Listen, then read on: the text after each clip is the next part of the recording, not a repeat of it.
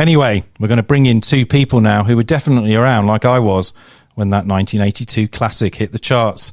I'm talking, of course, about the chart-topping Charlotte Bosworth, Managing Director at Innovate Awarding, and one of the skills supremos at City and Guilds, David Phillips. Good evening to you both. Evening, Tom. Hi. Hi, Tom. How are you? I'm very well, thanks. Do you remember school discos and bands like ABC, by any chance? I still have their LP. All right, okay, brilliant. What about you, David? Do you remember them? Yes, I definitely remember them. Definitely my era. Okay. Now, look, it might be a bit of light entertainment this show, but we're going to get on to some serious business now. And coming to you first, Charlotte, I mean, you'll be aware of the announcements made today on next summer's exams. Lots of media attention, of course, as always, for those taking GCSEs and A-levels. But what do today's decisions mean for the hundreds of thousands of learners who are undertaking vocational and technical qualifications? I think when we kind of look at how this has been looked at, it's great that there's actually a number of options and it's not been deemed as one size fits all. So I think we can see that as a positive.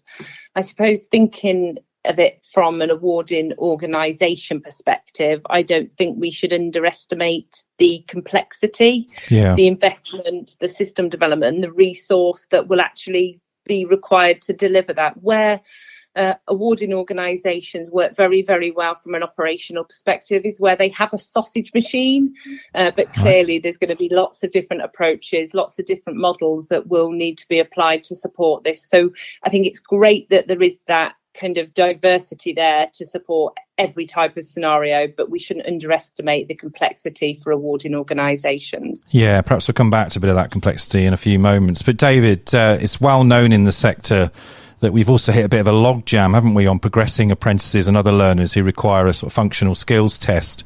I mean, one unverified estimate actually I've heard is that potentially over 50,000 assessments could be backed up in the system. What's your view, though, about the current functional skills challenge? And crucially, what do you think we should do about it? Yes, no, thank you. Certainly, yeah. I mean, I've heard the similar sort of numbers, sort of 50,000. I mean, we've been working very closely and very hard, actually, with all sorts of stakeholders, including Ofqual, DFE, ESFA, the providers, the employers as well. I mean, I think at the end of the day, we are where we are now. And, I think there's little value in talking much about what we could have done 2 or 3 months ago. But I think what's important right now is that we're coming up with some sort of solutions. So the good news is there are lots of learners still taking functional skills. There's lots of activity going on. I know, City and Guilds, I know others are opening up test centres and sort of, making it, available for learners to be able to go into, COVID safe centres. And I guess the other thing that we're doing is, we're working quite hard, along with the other awarding organisations and stakeholders on alternative adaptations and, a slightly different way forward. So there's a couple of proposals on the table that we're talking about. Tell us what they are. We will have a bit positive news about that soon. Right. Tom, can I just... Yeah, please do. Yeah. I mean, in terms of these proposals, then, what are they? Yeah.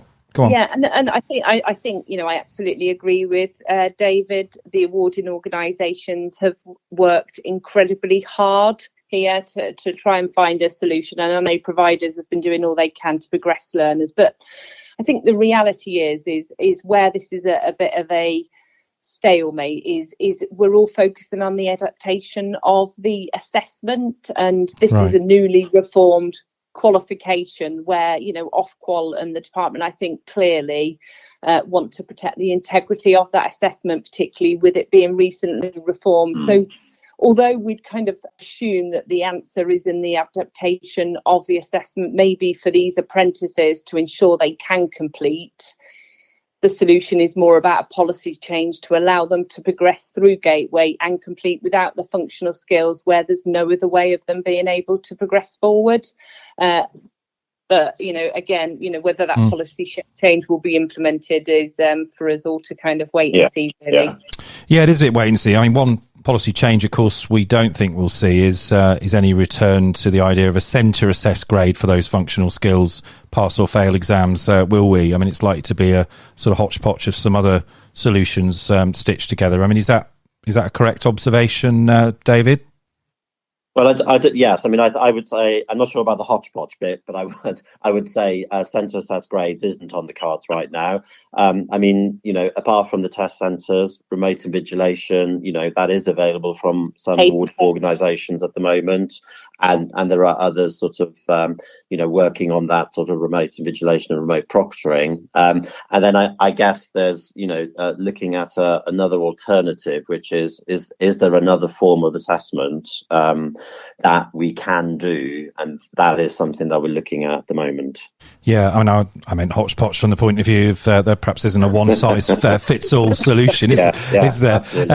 But actually, talking about an area where there definitely isn't a one size fits all solution, and that's the treatment of vocational and technical qualifications, not least because depending on what type of VTQ they are, they will be assessed for learners in a very different way, not least unlike terminal assessments, which effectively is what A-levels and GCSEs are. Learners can obviously take those on a sort of roll-on, roll-off basis, indeed, just like they can with functional skills. But Charlotte, come back to your complexity point then.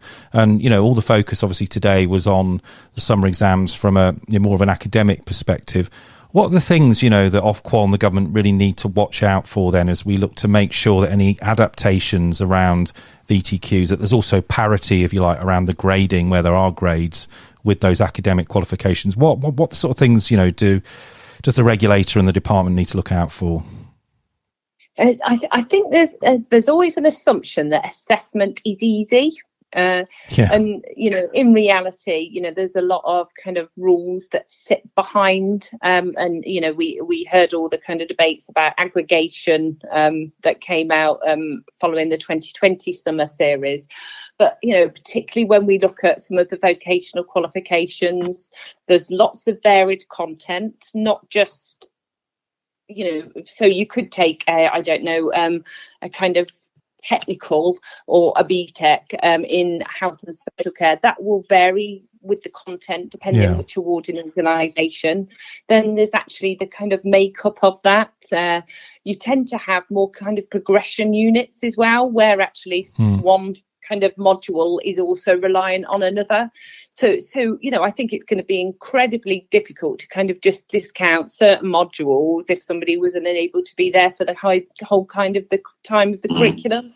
And, we also have lots of different models based on the type of learner where that curriculum does change. There was a whole push to have individual learning plans for people. So, it is going to be complex to actually kind of really figure out what should and shouldn't be taught and what gets assessed and what shouldn't. Yeah, David, what's your perspective on all that? Well, I think the same. I mean, I think, it's really important to sort of recognise that, for very sort of important reasons, competency-based qualifications are very different to a lot of the GQ structures, and therefore we have to be very careful in terms of looking at what has been sort of announced today and making sure that we apply them in the most appropriate way for each of those different types of qualifications. And there are lots of different ways of assessing learners, I think, in sort of vocational technical qualifications that, again, are very, very different to sort of GQ qualifications. And, Charlotte made the point at the very beginning, actually, we now need to look at those sort of guidelines and that announcement sort of that's come out and actually go through it by qualification type, sector type, assessment type to make sure that we're able to do absolutely the right things for those learners. Yeah, I mean, that sounds like a hell of a lot of work though and resource. I mean, is the sector already, I would have thought, it's done a huge amount of work over the summer in terms of the last cohort. Obviously, there's a bit of a hangover from that as well, as we've just discussed around functional skills. There's this thing called the extraordinary regulatory framework. Have I got that right? That obviously all regulated awarding organisations are having to implement. Don't get the extraordinary. That's why I was slightly stumbling over my words there, because I knew there was the extra. Yeah, exactly. And then, of course, there's the thing called the general conditions, which is the sort of baseline regulations that you still have to carry on delivering to as awarding organisations. I mean, this is a huge resource load, isn't it, on the sector? I know it's for good reason. What do you think, Charlotte? And that was the point I made, Tom. We shouldn't underestimate the amount of investment in the staffing and systems that will need to be put in place in awarding organisations to successfully deliver this. And, I'm quite sure sometimes, people look at awarding organisations in many different lights, but the reality is they will do whatever they can to ensure the best outcome for each individual learner. So, I think absolutely, people behind closed doors will be panicking and kind of wondering how they're going to deliver this, but we'll be very focused on doing the right thing by every individual who sits an exam with them. That's right. Yeah. And if I can just add, that, Thomas. Yeah, sorry. Just to say, I mean, going back to this, the CAG process that we, the sector with the providers and colleges ran. I mean, that was actually an incredibly robust process that we went through to get those results out to those learners. And I don't mind saying this. I mean, there was several hundred people working on that consistently for several months to actually make that happen. I think the good news here is, of course, that we haven't just been waiting for this announcement. We've been working on all sorts of different adaptations already, and lots of the AOs have already published those. But there's an awful lot of work still to be done, and I'm completely with Charlotte on that. That we need to sort of be thinking very carefully about where all of this resource is going to come from to actually make all of these things happen for not just for the actual exam series, but for that the assessments that are an ongoing feature of vocational technical qualifications. Yeah, as you say, a lot of hard work going on, and quite rightly, we've been clapping all the key workers, or we were, back in the spring, but we shouldn't forget, should we, your staff that work in your organisations and other awarding organisations have also really been burning the candle at both ends, haven't they, to deliver, through this ongoing crises.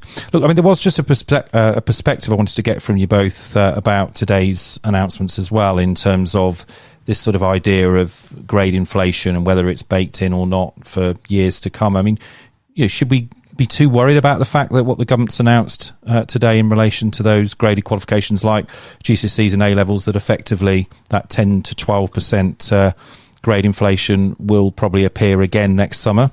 Charlotte? So, I mean, it's a real difficult one to call and to make the right decision on, really. But the reality is, what we're trying to do is ensure parity for people that have gone years before, people that would be sitting in the summer, and then people sitting in future years. So I don't think there's any easy solution. And, that sounds like a bit of a cop-out answer, if I'm being honest. But, how do we somehow ensure parity and robustness in an unprecedented year in the middle of those who have gone before and those that come after? A real difficult one to try and figure out what is the right approach, in all honesty. David, the GCSE pass rate went up to 79% this year compared to around 68% in the year before. And as Charlotte's saying, obviously there's a huge concern about fairness, about parity. After all, this is as much the COVID generation coming through next summer's exams as indeed the summer that just has gone. But, do you think the government's sort of potentially just kicking the can down the road at some point? Because, of course, it hasn't announced that these grades will be aligned forevermore. It's just said it's going to happen next year. But do you think at some point they will have to just swallow hard and just accept that we are where we are with those grade boundaries going forward? Well, I mean, I think I'm possibly going to give a similar answer to what Charlotte did. Okay. I mean, I think that the reality of the situation is there is no easy answer here, and actually, it's a very difficult one, I think, to call. So I don't think it. I mean, my personal view is I don't think we can just live, with that in our system for the next 5, 10, 15 years. I mean, at some point, we're going to have to sort of work out how to deal with it. But I mean, there is no easy answer here, and it's a very difficult situation to have to deal with because actually we're trying to deal with something that has happened already and then manage it sort of going forward. So I'm afraid I haven't got the answer, I'm afraid. Sure, no. Well, look, I mean, it sounds like that phrase "rock and a hard place," and that's obviously why I'm sort of asking. Not because I want to put you between a rock and a hard place, but it's obvious from your answers, as you say, that we are in that position. And ultimately, I guess you've got to come at this, haven't you, from the perspective of the learners themselves. I mean, look, I've got a 15-year-old son who'll be going through his GCSEs. He's been working very hard on all sorts of mock exams and assessments, and still missing out on learning. When a bubble gets infected or someone has to self-isolate, it can be terribly disruptive. So, we need to bear that in mind, of course, the whole time. Sounds like you have lots of evidence towards his final grade there, Tom. He will do. Yeah, you can imagine with my day job, I'm frightening the life out of him in terms of what he needs to be doing because he can't take anything for granted.